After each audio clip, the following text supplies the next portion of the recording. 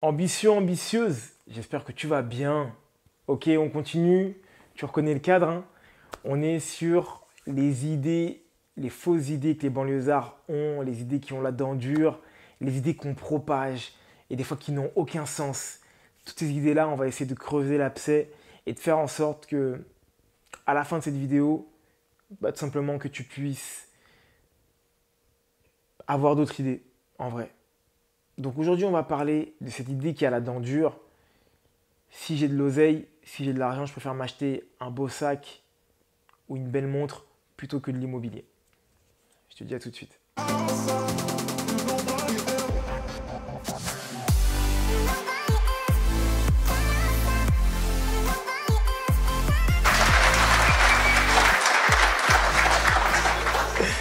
Plus sérieusement. Ok mon ambitieux, je me présente rapidement. Je m'appelle Roméo. Bienvenue sur cette chaîne. YB à courtage, c'est la tienne. Et moi, je suis ton humble serviteur. Je suis juste là pour te parler d'IMO, parler d'investissement locatif et également, comme tu peux le voir, te parler aussi de tout ce qui est périphérique à ça. Et aujourd'hui, on va parler d'argent, on va parler d'oseille et on va parler de cette idée un peu folle aujourd'hui du haut de mon expérience en tant qu'investisseur et de courtier, qui est de se dire, si j'ai de l'argent, je préfère acheter une belle montre, je préfère acheter un beau sac plutôt que d'investir dans l'immobilier. Et je te parle vraiment d'une idée reçue que j'ai entendue. Tu vois, c'est même pas pour chercher de quoi avoir à parler, c'est vraiment quelque chose que j'ai vécu.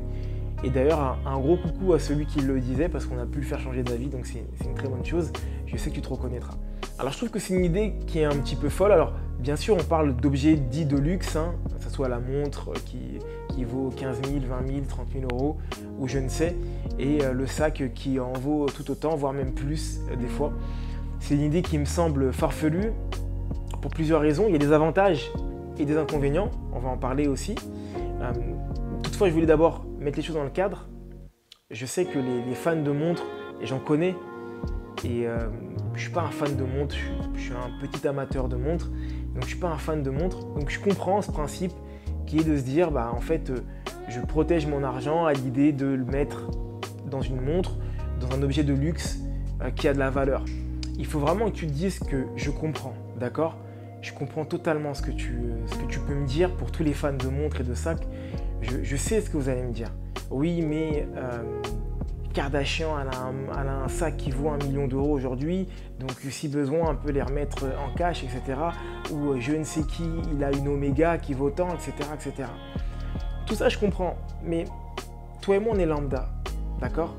On n'est pas ces personnes-là qui sont déjà extrêmement riches et qui décident d'investir leur argent sur d'autres formes que celles basiques initialement sur lesquelles il faudrait faire.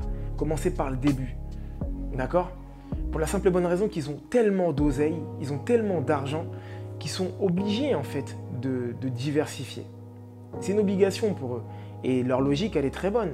Acheter du luxe plutôt que d'acheter de l'immobilier et puis en plus fiscalement ne pas être imposé de la même manière, pouvoir transmettre sans avoir d'imposition par la suite, parce qu'un sac tu peux le donner aussi simplement que tu dis bonjour à une personne, une montre tu peux la donner aussi simplement que tu dis bonjour à une personne. Toutes ces choses-là, pour leur quotidien, pour leur vie à eux, elle est totalement légitime et je la comprends. Moi je vais te parler plutôt de personnes comme toi, comme moi, qui sommes beaucoup plus lambda, d'accord, qui n'avons pas encore, je nous le souhaite, ces proportions-là. Et là, pour le coup, je vais te dire non. Je suis désolé, je ne suis pas d'accord avec l'idée d'investir sur un sac ou d'investir sur une montre plutôt que d'investir sur de l'immobilier. Alors, ça ne coûte pas le même prix à nos proportions, parce que j'imagine bien que tu ne vas pas acheter 100 000 euros cash une montre, parce que je pense que tu aurais plutôt acheté de l'immobilier dans ce cas-là, si bien sûr tu fais partie de ces personnes-là. Toutefois, ça peut être de l'apport pour un projet immobilier. Je pense que ça, tu as compris plutôt la logique dont je voulais te parler. Moi, la première question que j'ai envie de me poser et que je pose là en fait, et je t'inviterai à y répondre si bien sûr tu souhaites le faire, c'est est-ce que c'est pas un côté ostentatoire qu'on pourrait t'amener à avoir parce qu'il est plus simple de montrer une montre que de montrer un immeuble, de montrer du patrimoine immobilier qu'on peut t'amener à avoir, parce que la montre, on va la voir directement, voilà, j'ai une Omega, et puis ça va donner un certain rang social à la personne qui va la porter, alors que l'immeuble demande d'avoir, enfin le patrimoine immobilier, je dis l'immeuble, mais le patrimoine immobilier demande d'avoir plus d'humilité, tout simplement parce que tu peux décrire, tu peux en montrer des photos, mais en réalité quand tu n'es pas dans l'IMO, ça ne te parle pas. Moi à l'époque on me disait, quand j'ai commencé dans l'IMO, on m'a dit oui, tu vois, j'ai un immeuble de rapport à tel endroit, ça me rapporte tant de cash flow, etc. Et en vrai ça ne me parlait pas, parce que c'était pas mon univers. Par contre, tu me montres une belle voiture, tu me montres une belle montre, je suis moins sac, désolé mes ambitieuses, tu me montres sans doute un beau sac, en fait ça va me parler directement. Donc voilà, je pose cette question-là. Est-ce que c'est pas notre côté ostentatoire, parce qu'il est plus simple, plus orgueilleux, du coup d'une certaine manière, de montrer ce qu'on possède, plutôt que de ne pas pouvoir montrer ce qu'on possède, mais juste en parler. La question est posée, tu y répondras si tu veux y répondre. Moi je pense qu'il y a ce côté-là, quand on est un peu banlieusard, parce qu'on a tendance à vouloir des fois montrer une image de nous qui n'est pas réelle en fait. Pour avoir croisé un bon nombre de personnes et avoir vu un bon nombre de relevés de compte, c'est bien souvent ceux qui ont la plus belle allure, qui n'ont pas forcément les meilleurs comptes en banque. Je pense que c'est une manière de compenser, tout simplement. Bon, on arrête le côté philosophique, on va maintenant parler de manière un peu plus concrète, les avantages, les inconvénients de ces deux points-là. Donc le premier, c'est d'acheter du luxe si on a de l'oseille, et plutôt d'acheter de l'immobilier. Pour commencer, bien sûr, parce qu'on peut faire les deux, mais de commencer par l'immobilier si on a de l'oseille. On va commencer par le luxe. L'avantage, on en a parlé tout à l'heure. Déjà, on peut le montrer. Donc il y a un côté orgueil qui fait qu'on peut montrer notre montre Omega, on peut montrer notre dernière Lambo. Bon après, le Lambo, ça coûte cher quand même. Mais bref, c'est pas grave. Produit de luxe, tout autre, tout ça, on peut le montrer. Deuxièmement, on peut le transmettre sans vraiment y mettre de succession, d'accord, sans avoir des frais de succession. On peut enlever notre bracelet et le donner à qui nous tient à cœur, en fait, tout simplement. Ça, c'est un autre point aussi qui est hyper important à comprendre. C'est le côté simple de la transaction et qu'il va y avoir. L'autre point que j'ai envie de te dire, c'est que c'est transportable, mon ambitieux. À part pour la Lambo, mais sinon pour tout le reste, c'est transportable, d'accord. Une bouteille de vin, parce que je pense qu'il y a des collectionneurs de vin aussi également. C'est vrai que ce monde-là, je ne le connais pas, mais tout ça, c'est transportable, ok. Et tu vois, on peut le voir, on est à quelques heures d'avion d'une guerre qui est à la limite nucléaire de temps à autre. Je te parle bien sûr de la Russie et de l'Ukraine. Et tu te rends compte que tout peut arriver très vite et démarrer au quart de tour. Donc, avec des produits comme celui-ci, tu peux transporter ta valeur dans un autre endroit qui saura accueillir cette valeur-là à juste titre. Ça là-dessus, je suis totalement d'accord et c'est pour ça que j'en parle aussi, parce que ce sont des vrais avantages. Les inconvénients, en vrai je dis mais en fait je vais t'en donner qu'un seul qui décline sur plein d'autres inconvénients. C'est qu'en réalité le luxe n'a pas réellement de valeur. Je m'explique, quand je dis ça, je sais que je vais vraiment me faire des ennemis et je m'en excuse. C'est mon point de vue, d'accord? Pourquoi je dis que ça n'a pas réellement de valeur? Le luxe a une valeur perçue, c'est-à-dire qu'on estime qu'un sac, ça vaut 1 million, 100 000 euros, 30 000 euros d'argent. Ok, les euros, c'est de l'argent, mais tu m'as compris. Ça vaut tant.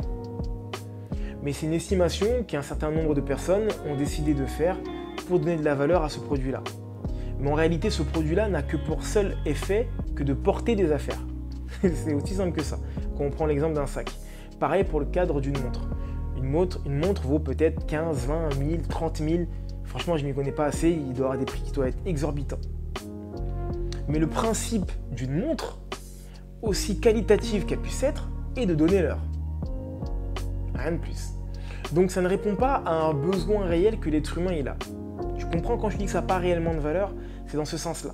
C'est une valeur fiduciaire, je suis tout à fait d'accord avec toi, mais dans le cas d'un cataclysme, dans le cas d'une guerre mondiale, même si ce sera le dernier de nos soucis sans doute, voilà, une montre, à ce moment-là, qu'elle vaille 15 000 euros ou qu'elle en vaille 15 euros, aura le même objectif, c'est de donner l'heure. Et un sac de porter. Donc, pour cette raison-là, et pour toutes les raisons que cela impose, ça n'a pas réellement de valeur. En tout cas, dans ma perception et dans ce que je viens de te dire. Je vais directement contreposé avec l'immobilier, donc tu vas comprendre que ça va être également l'avantage de l'immobilier. L'avantage de l'immobilier, c'est que du coup, lui, ça a une valeur réelle. Alors, un appartement qui est survendu, des appartements qui valent des millions, là-dessus, franchement, c'est vrai que ça se discute. On prend l'exemple de Paris, pour moi, les prix sont disproportionnés, mais de toute façon, c'est pas que pour moi, on dit que c'est une bulle spéculative. Donc, je t'apprends rien là-dessus sur le fait que c'est disproportionné. Toutefois, la valeur de cet achat par rapport à sa fonction, elle reste vitale pour l'être humain. Tu comprends? Qu'on soit à 100 000 euros ou à 1 million d'euros, le besoin reste le même, de pouvoir se loger quelque part. Et ça, c'est un des besoins primaires que l'être humain a. Donc là-dessus, il n'y aura pas de long débat. Encore plus en période de guerre qu'en période d'abondance, on a besoin de se loger quelque part. D'accord? De quelque part en sécurité, bien sûr. Et plus tu seras en sécurité, plus ton bien aura de la valeur. Et après, c'est le côté sécurité qui est juste une perception. Qu'est-ce qu'est la sécurité? Mais bon, on ne va pas philosopher là-dessus non plus. Donc, tu vois, pour moi, en ayant cette démarche-là, acheter une montre plutôt que mettre de l'apport pour un bien immobilier, ça n'a pas de sens. Parce que tu n'achètes pas quelque chose qui a de la valeur réellement, mais tu achètes plutôt quelque chose qui est supposé avoir de la valeur. Et quand tu décides d'être un investisseur, il y a tellement de suppositions que t'en rajouter, c'est pas forcément ce qu'il y a de mieux. L'inconvénient de l'immobilier, il y en a plein. Le premier, c'est qu'il n'est pas transportable. Donc en cas de guerre, ton immobilier, tu ne mets pas sur ton dos et tu ne pars pas avec dans un autre pays. Tu vas espérer que l'État, en fonction au moment où tu vas racheter, restera et que tu ne seras pas destitué de ton bien, même si derrière, il y a des réformes qui vont dans le sens contraire ces derniers temps. L'autre point, c'est que tu ne peux pas le cacher à la transmission. C'est-à-dire que ce bien-là, à un moment ou à un autre, en fait, il va passer à la trappe au niveau succession. Donc, du coup, tu vas devoir payer de l'imposition là-dessus. Le jour où tu ne seras plus de ce monde, après, bien sûr, tu as plein de moyens de pouvoir atténuer, de pouvoir même contrecarrer totalement cette imposition. L'autre point négatif, mais avant de te le donner, mon ambition, tu es encore là. C'est que tu aimes bien. Donc, tu likes, tu partages, s'il te plaît, tu commentes. C'est des choses à dire. L'autre point que j'ai envie de te donner, mon ambitieux, et c'est même le plus contraignant aujourd'hui, c'est que c'est pas simple à acquérir de l'immobilier. Et c'est peut-être ça d'ailleurs qui fait qu'on a plus tendance à acheter des choses qui n'ont pas de valeur et qui sont plus simples à acquérir, mais qui se dévaluent totalement et très rapidement dans le temps, plutôt que d'acheter quelque chose qui est plus compliqué à acquérir mais qui a de la valeur. En produits de luxe, je parle aussi des habits, d'accord? Et ça d'ailleurs même pour moi, je dois dire même que c'est le pire. Parce qu'on dit que c'est des produits dits de luxe, mais en réalité, il y a très peu d'habits de luxe ou des habits qui coûtent cher que tu peux revendre plus cher que tu ne les as achetés. Tu vois, c'est même plus intéressant d'avoir de la nourriture au final que d'avoir un habit. Qu'au moins à partir du moment où tu as de la nourriture, une chose est sûre, c'est qu'avec cette nourriture-là, tu peux valoriser cette nourriture pour pouvoir la revendre plus cher. Je te prends l'exemple des boulangeries, je te prends l'exemple des pizzerias, je te prends l'exemple de tous les restaurations, tous les points d'alimentation qui achètent de la nourriture, qui la reconditionnent, donc du coup qui la font d'une autre manière et qui la revendent par la suite. Ils la revendent plus cher qu'ils l'ont acheté. Je connais rarement de personnes qui vont à Foot Locker, qui achètent une paire de Jordan et qui la revendent plus cher, après l'avoir ouvert et l'avoir essayé bien sûr, qui la revendent plus cher qu'ils l'ont acheté. En tout cas, moi, j'y arrive pas pour ma part, malheureusement. Si tu as la solution, n'hésite pas à me le dire. Donc, toutes ces choses-là sont simples à acquérir, mais ne te font pas gagner de la valeur, mon ambitieux. Donc, enlève-moi cette idée-là, d'accord? Enlève cette idée que tu as en tête qui est qu'il est mieux, il est plus sûr d'acheter du luxe. La seule chose à laquelle je vais être d'accord avec toi, c'est qu'il est plus simple d'acheter du luxe. Et comme tu l'as compris par rapport à mon articulation, ce qu'on appelle du luxe n'a pas de valeur, tout simplement. Elle était un peu plus longue que les deux autres précédentes, mais j'espère qu'elle t'aura plu. Si c'est le cas, tu partages, tu balances un grand nombre de monde, tu mets un like et tu mets des commentaires en bas. Et je te dis à bientôt.